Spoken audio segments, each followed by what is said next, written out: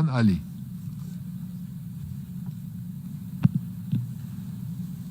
Mr. President, I have the distinguished honor to introduce His Excellency Dr. Mohamed Irfaan Ali, President of the Cooperative Republic of Guyana, who will be delivering a statement on behalf of the Group of 77 and China, as well as the national perspective in commemoration of the 75th anniversary of the United Nations.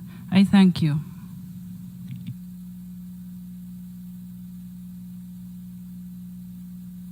Mr. President, colleagues, I have the honor to deliver this statement on behalf of the Group of 77 and China.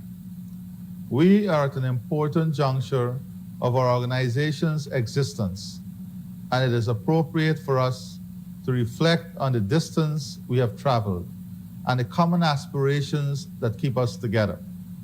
Moreover, it is imperative that we recommit to those ideals to ensure the dignity and worth of every person is respected, and to foster the attainment of social progress and better standards of living for all.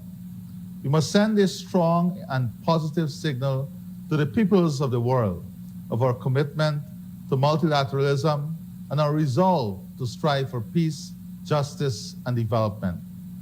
Our fragile planet must be preserved for the benefit of present and future generations. As we reflect on the state of our world, 75 years after the bold step to establish the United Nations, it is disheartening to note that millions of the world's people are still living in poverty. Eradicating this scourge remains the greatest global challenge and the first priority for our group. We must remind ourselves that poverty entails more than a lack of income or productive resources for sustainable livelihoods. It affects many aspects of life, and it impedes the achievement of many of the Sustainable Development Goals. Mr. President, just 5 years ago, we adopted the 2030 Agenda for Sustainable Development and its 17 Sustainable Development Goals as a blueprint and compass to address these challenges. We cannot fail in this aspiration. The 2030 Agenda reflects the major poverty, environmental challenges facing the world's population, depleted natural capital, climate vulnerability, gender inequality, rural-urban migration, and growing resource demands, all of which disproportionately harm the livelihoods and well-being of the poor. Sadly, the COVID-19 pandemic has undermined many of our development gains of the past decades. This pandemic has brought to the forefront the development bottlenecks faced by developing countries, ranging from insufficient financing, inadequate market access for goods and services, the expanding digital divide, restriction in accessing needed pharmaceuticals and medical supplies, and reduction in revenue from tourism and export, among others.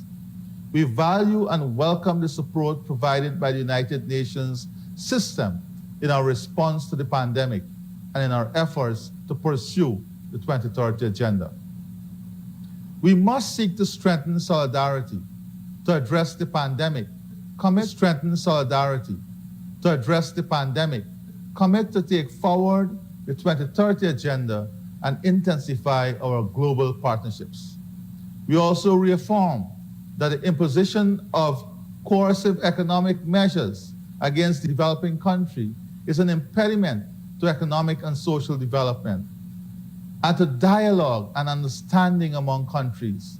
We must do everything we can to fulfill our obligations to the peoples of this world in this decade of action and delivery for sustainable development. All our action must at all times ensure democratic rule and adherence to the Constitution and the rule of law.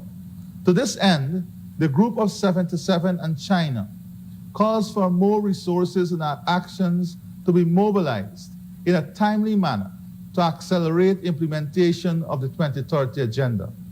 We are committed to taking the actions needed for coordinated and comprehensive multilateral response to the development challenges caused by the COVID-19 pandemic, including initiatives on financing for development in the era of COVID-19 and beyond, aimed at producing a menu of policy options necessary to resolve the crisis and to ensure resilience. Mr. President, these and other realities should motivate us to greater action on behalf of all the peoples of our planet. The United Nations is a platform where every member state has an equal stake in the decision-making process, influencing the direction that the organization takes on a variety of issues on which we engage. It is a platform where every member has a seat at the table and a voice in the search for solutions to the many problems we face. It is critical for us to preserve this great organization and guard zealously the multilateral ideal as a vehicle on which we'll arrive at solutions to the world's problem. The 2030 Agenda for Sustainable Development is our roadmap. Its implementation is a necessity for our survival. Mr. President, I wish now to provide some additional perspectives in my national capacity. The government and people of Guyana join me in saluting the UN on the observance of its 75th anniversary. Founded in the aftermath of two devastating world wars, the United Nations was dedicated to the simple but profound conception that working in concert, the nations of the world can avoid the worst expressions of inhumanity and thus promote a progressively more peaceful, equal, and prosperous world. Today, Guyana is satisfied that the existence of the United Nations has been a distinctive and unrivaled force for good in our world. Its peacekeepers have stood in harm's way to shield the most vulnerable. It has inspired agendas for development which have transformed the lives and livelihoods of countless people around the world. Its embrace of values and rights of every human being has conferred dignity on the distressed and downtrodden. And its promotion of respect for international law has been a compelling disincentive to unnecessary and unmitigated conflict that has nurtured the peaceful coexistence of states, including through the respect for the territorial integrity and sovereignty of all states. We therefore commend the UN for the impact it has made over its 75 years of existence. We recognize and laud the citizens, international civil servants from every country, including my own, who have served unreservedly and sacrificed unselfishly to make the UN what it is today. We look forward to the UN continuing to address the challenges and needs of our time in order to live up to its own lofty ideals and promise. Global challenges of our day, such as climate change and the impact of COVID-19, must be successfully countered. We must take urgent action to equip the organization to implement its many decisions, resolutions, and outcomes. The debate today in relation to the Security Council and making it more legitimate, effective, and representative must be resolved expeditiously.